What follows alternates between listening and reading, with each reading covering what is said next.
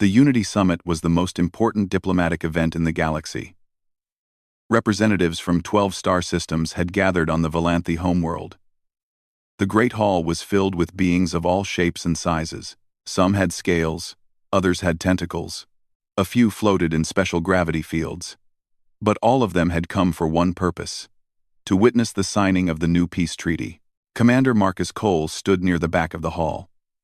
He was the human liaison to the Valanthy Empire. 3 years he had spent among these proud alien people. 3 years of learning their customs, their language, and their very strict rules about social class. The Valanthy were tall creatures. They stood almost 8 feet high.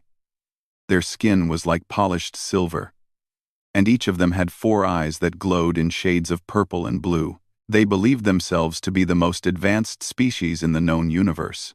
To them, humans were little more than clever animals. Marcus had learned to ignore their insults. He had a job to do. Earth needed allies in this vast and dangerous galaxy. If that meant swallowing his pride, so be it. Princess Cyreth stood at the center of the grand stage.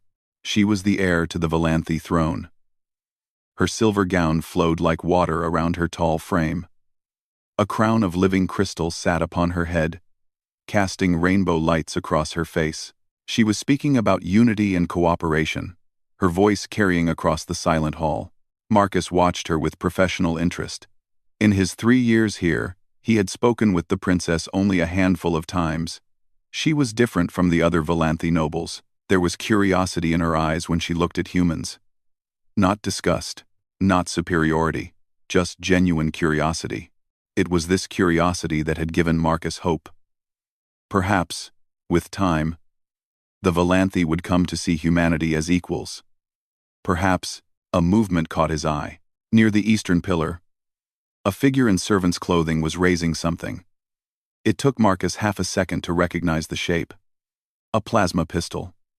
Modified. Military grade. The kind that could punch through ship armor. The kind that could kill a princess in a single shot. Time seemed to slow down. Marcus looked at the princess. She was still speaking, unaware of the danger. He looked at the guards. They were too far away. He looked at the assassin. The weapon was aimed. The finger was tightening on the trigger. Marcus ran. He did not think about what he was doing. He did not consider the consequences. He simply moved. His legs pumped hard against the polished floor. His arms pushed aside shocked diplomats. His entire being focused on one goal: reach the princess before the blast did. He was not going to make it. The plasma bolt fired. It screamed through the air, a streak of blinding white energy. Marcus threw himself forward in a desperate leap. His body twisted in midair, positioning itself between the bolt and the princess. The impact was unlike anything he had ever felt. It was not pain, exactly. It was more like being erased. One moment he existed. The next moment, something was eating away at his chest, consuming him from the inside out. He felt his feet leave the ground. He felt himself flying backward. He felt the cold marble floor against his back, and then he felt nothing at all. Princess Cyreth stumbled backward, her 4 eyes wide with shock. She stared at the human lying at her feet. His chest was a ruin of burned flesh and melted uniform. His blood, such a strange red color, was spreading across the white marble. The human, someone whispered. The human took the shot. Guards rushed forward. They tackled the assassin. They surrounded the princess. They shouted orders and called for medical drones. But Cyreth could not look away from the fallen human. His eyes were still open. There was a small smile on his face. Even in death, he looked almost peaceful. Ambassador Kethvorin pushed through the crowd. He glanced down at Marcus with obvious disgust. Foolish creature, he muttered, interfering in Valanthy affairs. At least the princess is unharmed. He turned away, already dismissing the dead human from his thoughts. But Cyreth did not turn away. She knelt beside the body, ignoring the protests of her guards. She studied the human's face. He was young, she realized. By human standards, he had been in the prime of his life. And he had thrown it all away. For her, Why? She whispered. Why would you do this? The medical drones arrived. They scanned the body and delivered their verdict. No life signs. The human was dead. There was no point in attempting revival.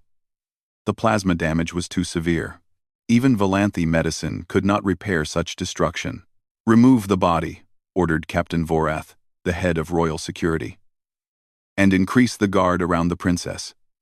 We must investigate this assassination attempt. 2 guards moved to lift Marcus, but Cyrith held up her hand. Wait, she said. Your Highness? Cyrith looked at the human's face one more time. She did not know why she felt such sadness. He was just a human, a primitive species from a small planet. His life should not matter to her. And yet, take him to the medical wing, she ordered. Preserve his body. I want to understand. The guards exchanged confused looks. But they obeyed. They always obeyed. As Marcus Cole's body was carried away, Cyrith remained kneeling on the blood-stained marble. The summit had fallen into chaos around her. Diplomats were fleeing. Guards were shouting. The assassin was being dragged away for questioning. But the princess was thinking about a smile. A small, peaceful smile on a dead man's face. He had known. He had known he would die. And he had chosen it anyway. Humans were strange creatures indeed. She did not know, none of them knew, that 17 days later, that same human would open his eyes, and nothing in the galaxy would ever be the same again. Darkness.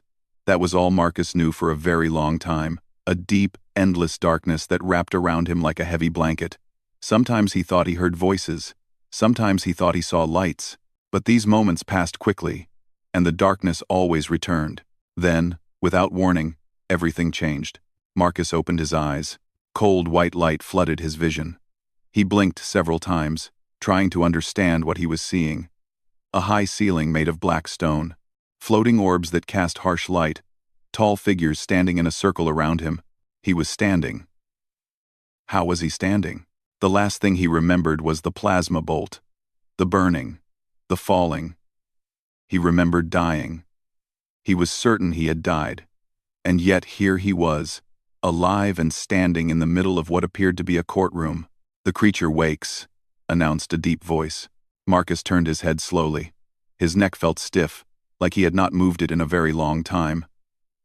Before him, raised high on a throne of black obsidian, sat the largest Valanthy he had ever seen, High Adjudicator Morinth. Marcus recognized him from diplomatic briefings. He was the chief judge of the Valanthy Empire. His word was law. His decisions could not be questioned. After 17 rotations in death sleep, Morinth continued, the human returns to the living. 17 days.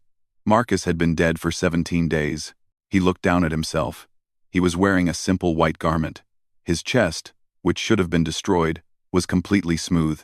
No wound, no scar, not even a mark to show where the plasma had struck him. Impossible. Whispers filled the courtroom. Marcus looked around and saw hundreds of Valanthy nobles watching him. Their 4 eyes glowed with a mixture of fear and fascination. He heard fragments of their conversations. How can this be? Humans cannot survive plasma wounds. What kind of creature is this? Is it even human anymore? Marcus tried to speak, but his throat was dry. He coughed once, twice, and finally managed to find his voice. Where am I? He asked. You are in the High Court of the Valanthy Empire, Morinth replied. And you are on trial for your life. On trial? Marcus shook his head, confused. I do not understand. I saved the princess. I stopped the assassin. You violated the sacred doctrine of non-interference. Morinth's voice was cold. You, a human, inserted yourself into the fate of imperial blood. You touched the thread of destiny that belongs only to the Valanthy. This is a crime punishable by death. Marcus almost laughed. The situation was absurd. They had brought him back from death only to execute him again. The court has reviewed the evidence, Morinth continued. The facts are clear. You deliberately interfered in a Valanthy matter. You placed your body between a weapon and our princess. By our oldest laws, this is forbidden. I was trying to help, Marcus said. Your intentions do not matter. Only your actions matter, and your actions were criminal. Marcus felt anger building in his chest.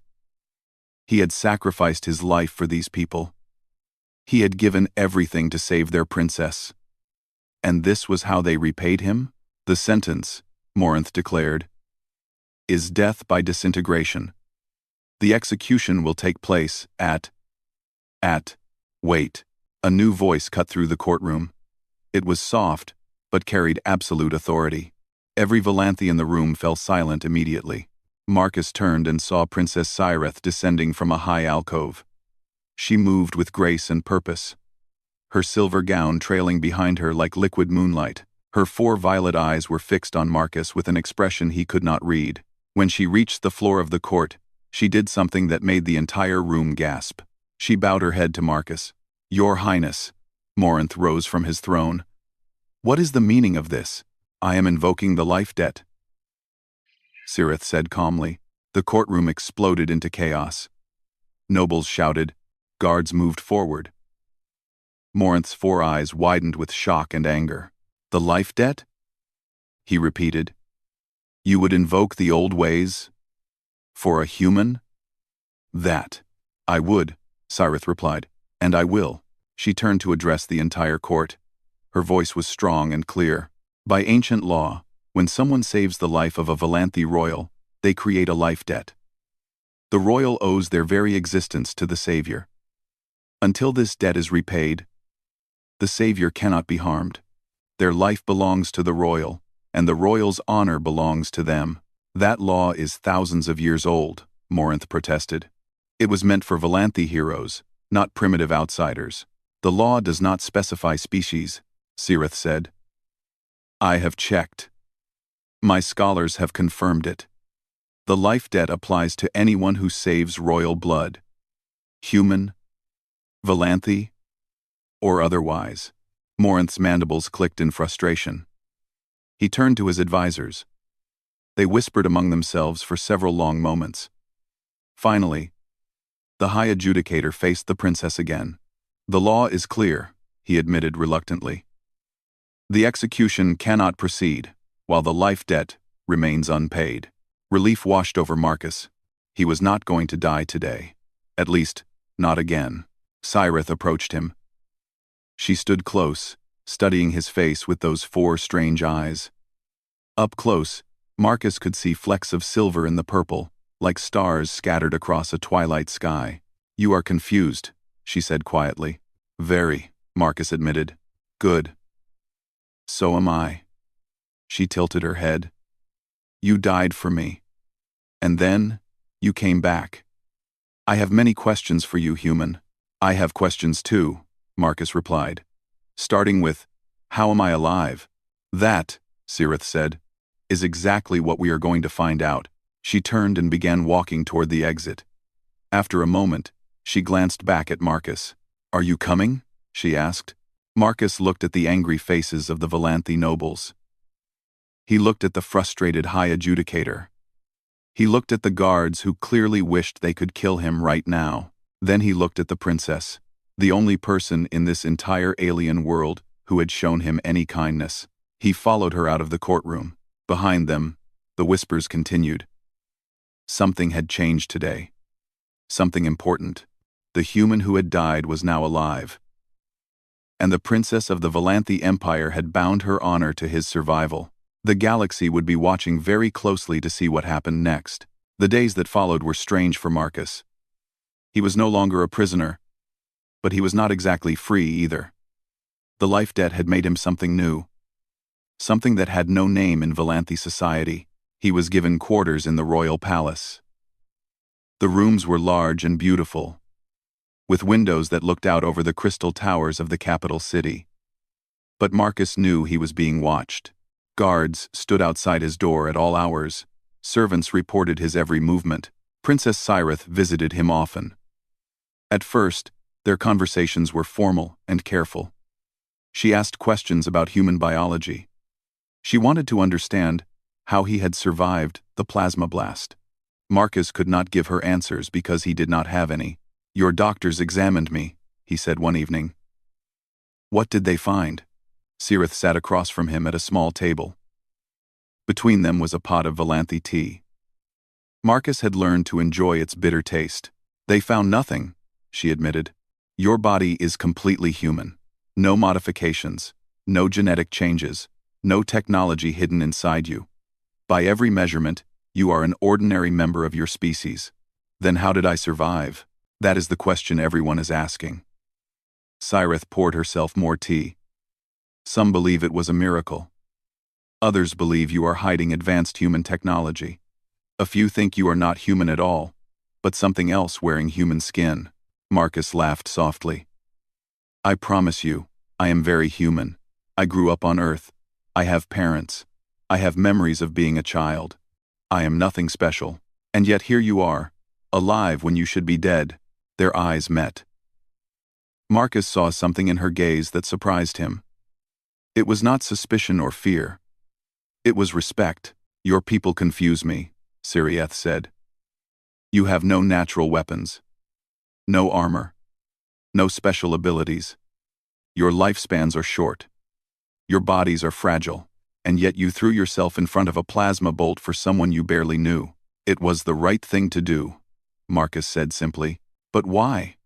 What did you gain from it? Marcus thought about the question carefully. How could he explain human nature to someone who had never experienced it? Humans are not logical creatures, he said finally. We do not always act in our own interest. Sometimes we see something wrong, and we try to fix it. Sometimes we see someone in danger, and we try to help. We do not think about consequences. We just act. That sounds dangerous. It is. Humans have died for strangers since the beginning of our history. We have sacrificed ourselves for ideas, for beliefs, for people we will never meet. It makes no sense, but it is who we are. Cirith was quiet for a long moment.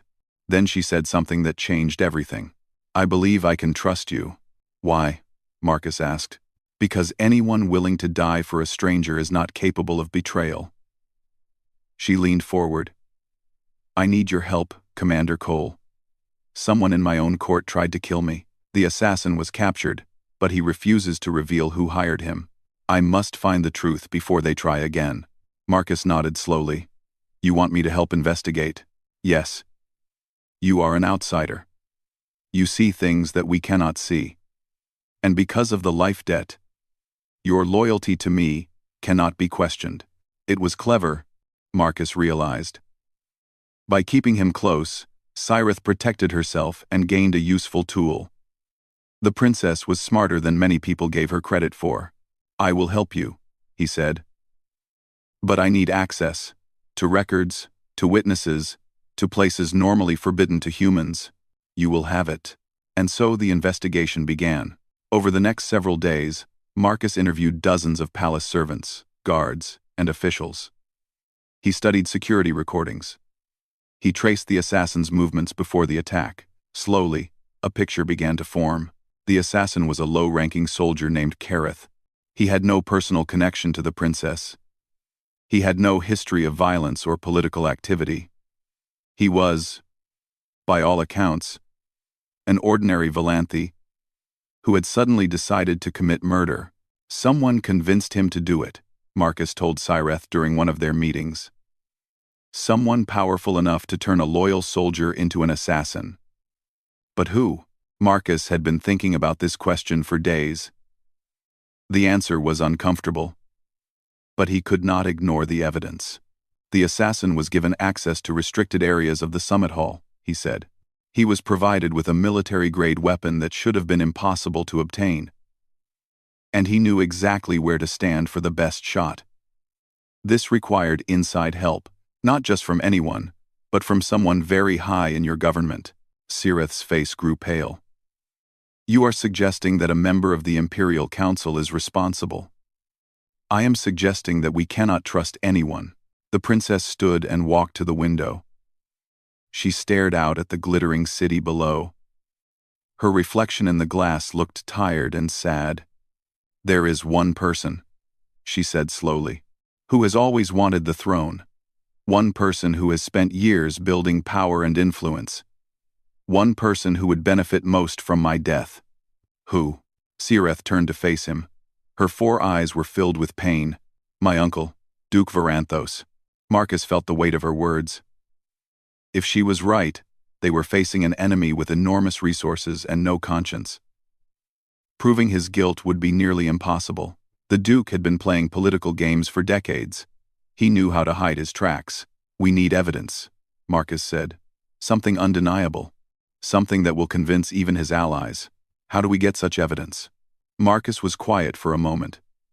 A plan was forming in his mind. It was dangerous. It was possibly insane. But it might be their only chance. We let him think he has won, Marcus said. We give him exactly what he wants. I do not understand. Marcus looked at the princess with steady eyes. We fake your death. And when your uncle reveals himself at your funeral, we catch him in the act. Sireth stared at him. For a long moment, she did not speak. Then, slowly, a smile crossed her face. You humans really are insane, she said. Yes, Marcus agreed. But sometimes insanity is the only path to victory. The plan was simple in theory but dangerous in practice. Princess Sireth would board a royal shuttle for a routine journey. The shuttle would suffer a catastrophic failure. It would explode in the upper atmosphere. There would be no survivors. At least, that is what everyone would believe. In reality, Sireth would never board the shuttle. A body double would take her place. The explosion would be carefully controlled, and the princess would hide in a secret location while her enemies celebrated her death. This is madness, said Captain Vorath, the head of royal security. He was one of only 3 people who knew the truth. If anything goes wrong, the princess will truly be dead.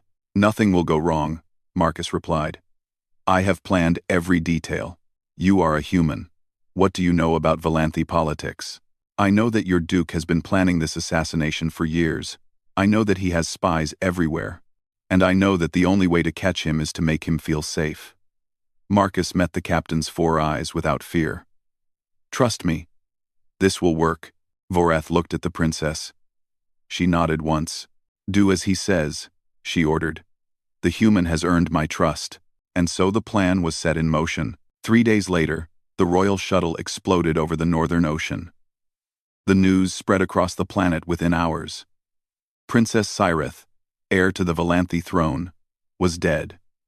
The Empire was in mourning. Marcus watched the reaction from a hidden room deep beneath the palace. Security cameras showed him everything. Nobles weeping in the corridors. Servants whispering in corners. Guards standing at attention with bowed heads. And Duke Varanthos, walking through the chaos with barely hidden satisfaction. Look at him, Marcus muttered. He cannot even pretend to be sad. Beside him, Princess Sireth watched her uncle's image on the screen. Her face was calm, but her hands were clenched into fists. He killed my parents, she said quietly. I was too young to understand at the time. Their shuttle also suffered a catastrophic failure. Everyone said it was an accident, but I always knew the truth. Marcus looked at her with surprise. You never told me this. I never told anyone. I had no proof. Only suspicion and grief. Her violet eyes burned with cold fire. But now I will have justice. For my parents. For myself. For the Empire. The memorial ceremony was scheduled for the following day. It would be broadcast across the galaxy. Every major species would send representatives. And Duke Varanthos would deliver the eulogy for his beloved niece. Marcus spent the night reviewing every detail of the plan. He checked the security arrangements. He confirmed the positions of loyal guards. He tested the communication systems that would allow them to coordinate the reveal. Everything was ready. When morning came, the great hall of the palace was filled with mourners. Thousands of Valanthi nobles stood in silent rows. Holographic projectors carried the ceremony to billions of viewers across 12 star systems. Duke Varanthos took the stage. He was tall even by Valanthi standards, with silver skin that had darkened with age. His 4 eyes swept across the crowd with practiced sorrow. My beloved niece, he began, was taken from us too soon. She was young. She was full of hope. She believed that the empire could change, could grow, could embrace new ideas and new peoples. He paused, and his expression hardened. But she was wrong. Murmurs rippled through the crowd. This was not a normal eulogy. Cirith was weak, Varanthos continued. She wanted to open our borders to lesser species. She wanted to treat humans as equals. She would have destroyed everything that makes us great. The murmurs grew louder. Some nobles looked shocked. Others nodded in agreement. Perhaps it is better this way, Varanthos said. Perhaps fate has given us a second chance. The throne needs a strong ruler. Someone who understands that the Valanthi must remain pure. Someone who will protect our traditions from outside corruption. He spread his arms wide. I will be that ruler. From this day forward, I claim the throne of the Valanthi Empire. Any who oppose me will be dealt with accordingly. For a moment, there was silence. Then, from the back of the hall, a voice rang out. I do so hate being called weak. Every head turned. Every eye widened. A figure stepped out from behind the memorial curtain. Princess Cirith, very much alive. The hall erupted into chaos. Nobles screamed. Guards drew weapons. Varanthos stumbled backward, his carefully constructed mask of grief shattering completely. Impossible, he gasped. You are dead. I made sure of it. He stopped. He realized what he had just said. The entire galaxy had heard his confession. You made sure of it, Cirith repeated, her voice carrying across the silent hall. Thank you, Uncle. That is all I needed to hear. Giant screens around the hall flickered to life. They showed evidence that Marcus had gathered over the past weeks. Financial records linking Varanthos to the assassin. Secret communications planning the attack. Testimony from co-conspirators who had been quietly arrested. The Duke's face twisted with rage. He grabbed a ceremonial blade from a nearby guard and lunged forward. But not toward Cirith, toward Marcus. You, Varanthos snarled. This is your doing. You ruined everything. Marcus did not run. He did not dodge. He simply stood his ground as the ancient blade drove toward his heart, and caught it in his bare hand. Blood dripped from his palm. Red blood, human blood. But even as the crowd watched, the wound began to close. The flesh knitted itself together.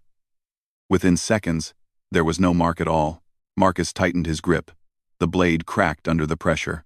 The thing about humans, he said calmly, is that we do not give up. We do not surrender. And we do not stay dead. He released the broken blade. Varanthos fell to his knees, all the fight gone from his body. Guards, Cirith commanded, arrest the traitor. They obeyed. They always obeyed. The trial of Duke Varanthos lasted only 3 days. There was no need for lengthy arguments or complicated debates. The evidence was clear. His confession had been heard by billions. His guilt was beyond question. On the final day, High Adjudicator Morinth delivered the verdict. Duke Varanthos, you are found guilty of treason against the imperial throne. You are found guilty of conspiracy to commit murder. You are found guilty of the deaths of Emperor Calith and Empress Miranya, parents of Princess Cirith. The last charge sent shockwaves through the courtroom. Many had suspected the truth about the old emperor's death. Now it was confirmed. Varanthos stood in chains before the court. His silver skin had grown dull. His 4 eyes stared at nothing. He was a broken creature, stripped of power and dignity. The sentence is eternal imprisonment in the void cells, Morinth declared. You will spend the rest of your days in darkness, forgotten by history. Guards dragged the former duke away. He did not resist. He did not speak. The most powerful noble in the empire had become nothing. Marcus watched from the gallery above. Beside him stood Captain Vorath, who had proven to be a valuable ally in the final days of the investigation. It is finished, Vorath said.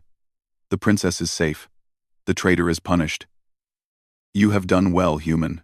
We did well, Marcus corrected. I could not have done this alone. Vorath was quiet for a moment. Then he did something unexpected. He placed his hand on Marcus's shoulder. It was a gesture of respect among the Valanthi, rarely offered to outsiders. "I was wrong about you," the captain admitted. "I thought humans were primitive creatures, weak, unworthy of attention. But you have shown me something different." "What is that?" "Courage. True courage is not about strength or power. It is about doing what is right, even when the cost is high." Vorath's 4 eyes met Marcus's 2. "You have more courage than most Valanthi I have known."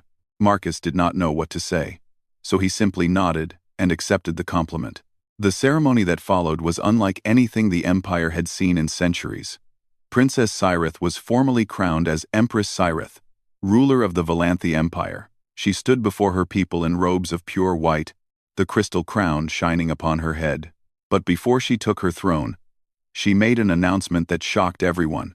"Today marks a new beginning for our empire," she declared. "For too long, we have isolated ourselves from the galaxy. We have looked down upon other species. We have believed ourselves to be superior. This arrogance nearly destroyed us." She paused, letting her words sink in. "A human saved my life. A human helped me uncover the traitor in our midst. A human showed me that courage and honor are not limited to any single species. It is time we learned from this lesson." Murmurs spread through the crowd. Some nobles looked uncomfortable, others seemed curious. A few even nodded in agreement. "From this day forward," Cyrith continued, "the Valanthi Empire will open its doors to the galaxy. We will seek alliances with other species. We will share our knowledge and learn from theirs. We will build a future based on cooperation, not isolation." She turned and looked directly at Marcus, who stood among the crowd below. "And we will start with humanity." After the ceremony, Marcus was summoned to the Empress's private chambers. He found Cyrith standing by a large window, looking out at the celebration in the streets below. Fireworks painted the sky in brilliant colors. "You wanted to see me?" Marcus asked. Cyrith turned to face him. Without her crown and royal robes, she looked almost ordinary. Almost like a regular person carrying a heavy burden. "The life debt," she said. "It still exists between us. By our law, I owe you my life, until the debt is repaid. I told you before, I release you from it. We are even. That is not how our traditions work." She walked toward him slowly. "But perhaps it is time to create new traditions." She extended her hand. It was a human gesture, one that Marcus had taught her during their weeks together. A handshake. A symbol of equality and partnership. "I am offering you a position," she said. "Not as a servant or a liaison. As an advisor. A voice for humanity in the imperial court. Help me build bridges between our peoples." Marcus looked at her hand. He thought about everything he had experienced. The assassination attempt. His mysterious resurrection. The investigation.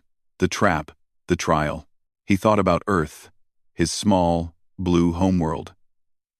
For centuries, humans had looked up at the stars and wondered if they were alone. They had dreamed of meeting other species, of exploring the galaxy, of finding their place in the universe. Now that dream was within reach. "What do I gain from this?" he asked. Not because he needed convincing, but because he wanted to hear her answer. Cyrith smiled. It was a real smile, warm and genuine. "A seat at the table," she said. Finally, Marcus took her hand and shook it firmly. Outside, the fireworks continued. Children laughed in the streets. Music played from every corner of the city.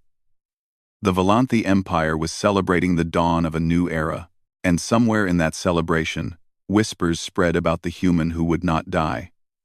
Some called him a miracle. Others called him a mystery. A few even called him a sign of things to come. Marcus Cole did not care about titles or legends. He cared about the future. A future where humans and Valanthi stood side by side. A future where the galaxy was no longer divided by fear and prejudice. It would not be easy. There would be challenges ahead.